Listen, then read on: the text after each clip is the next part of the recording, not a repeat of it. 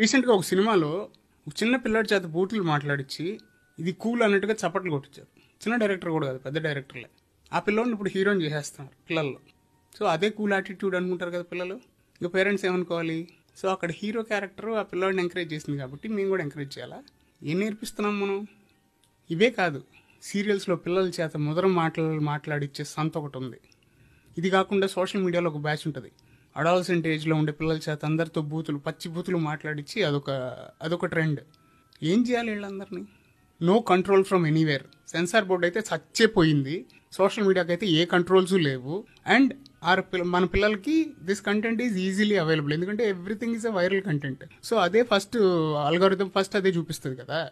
They tend to watch it and they tend to mock it. చూసిన దాన్ని replicate చేయాలని చూస్తారు కదా, ట్రై చేస్తారు కదా, ఎందుకంటే వాడిని చూసి నవ్వుతున్నారు కదా.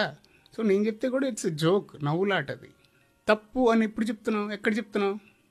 When you make something serious funny, పిల్లలు దానికి సీరియస్గా తీసుకోరండి. చెస్ ఛాంపియన్ గుకేష్ ఎవరో సగం మందికి తెలియదు, కానీ పిల్లలకి గుల్రాజ్ తెలుసు ఇప్పుడు అందరికీ. అట్లుంటుంది పరిస్థితి. Very inspiring. లేత పసి మనసులలో విషపు వృక్షాలు నాటి కలువ పువ్వులకై ఎదురు చూసి నివ్వెరపోకుమా. పసివారి భాష హాస్యం పేరిట లాస్యం దాటితే రేపటి తరము మంచిని మరిచి మనుగలదా? చెప్పండి మీరే. పసి హృదయాలు సార్. మనం ఏది ఇస్తే అదే వస్తుంది బయటికి. మనం చెత్త ఫిల్ చేస్తున్నాం, చెత్తే వచ్చింది. ఈ డైరెక్టర్లు వీళ్ళంతా మీ ఇంట్లో మీ పిల్లాడు మీ తల్లిదండ్రులు నా మాటలు అంటే మీరు పడగలరా? ఎందుకు ఇది? చేతకాని చిన్న చిన్న కంటెంట్ క్రియేటర్లు అదే చేసి, మేము పెద్ద పిస్తాలం డైరెక్టర్లు అని చెప్పుకునే వాళ్ళు, తొడలు కొట్టే వాళ్ళందరూ కూడా అదే చేసి, అంతకంటే చేత కదా మీకు? This is the best you can do. ఎందుకు సార్ డబ్బు కోసం గడ్డి తిన్నాం?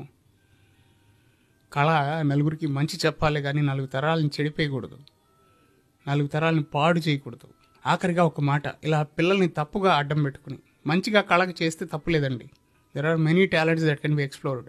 ఇలా బూతులు మాట్లాడించి కాదు, ఇలా తప్పుగా వాడుకుని సంపాదించే వాళ్ళకి, అది పేరైనా కావచ్చు డబ్బైనా కావచ్చు, సంపాదించే వాళ్ళకి, సిగ్నల్ దగ్గర సంఖలో బిడ్డను పెట్టుకుని అడుగు తినే వాళ్ళకి తేడా ఏంటండి?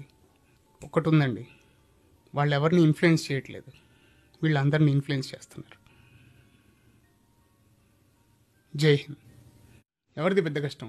డబ్బున్న వాడికి సంపాదించింది నిలబెట్టుకోవడం కష్టం, మనిషిని నమ్మడం కష్టం, ఆస్తులు పోగేసుకోవడం కష్టం. పేదవాడికి పూట గడవడం కష్టం, అవసరాలకు చేయి చాచడం కష్టం, ప్రతిరోజు రేపటిపై ఆశతో బతకడం కష్టం. మధ్యతరగతి వాడికి డబ్బుందని ఖర్చు పెట్టడము కష్టం, డబ్బు లేదని సర్దుకుపోవడం కష్టం, ఆశల ఉయ్యాల ఊగుతూ గడిపేయడం ఇంకా కష్టం. ఉద్యోగం లేనివాడికి అవకాశం కోసం పడుతున్న కష్టం, అవమానాలతో పడుతున్న కష్టం, నిరూపించుకోవడానికి ఒక్క అవకాశం కోసం ఎదురు చూస్తున్న ప్రతి క్షణం కష్టం. ఉద్యోగం ఉన్నవాడికి ఆ ఉన్న ఉద్యోగం కాపాడుకోవడం కష్టం, ఎదుగుదలకై ఆరాటం కష్టం, ఆఫీసులో రాజకీయాలతో పోరాటం కష్టం.